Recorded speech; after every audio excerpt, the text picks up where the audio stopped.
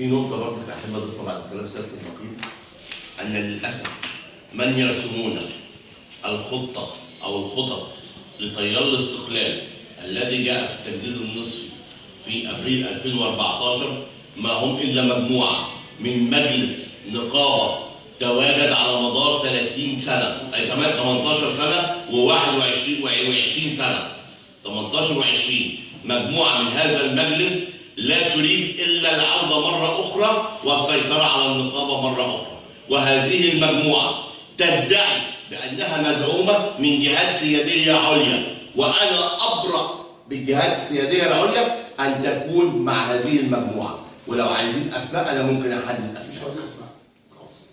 تمام؟ ثانيا بالنسبة للرد على موضوع الإخوان، ومش الإخوان نكمل ده، النقابة تمد يدها وتناشد الرئيس عبد الفتاح السيسي بأن يمد يده إليها كي نستطيع النهوض بمصر، وأظن أنه لو كانت النقابة في تيار مخالف مع رئيس الجمهورية ومع الدولة لما مدت يدها أبدا مطلقا من أجل مصلحة الوطن.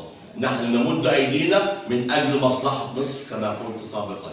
نستطيع توفير غذاء صحي آمن بأسعار زهيدة الثمن للمواطن المصري.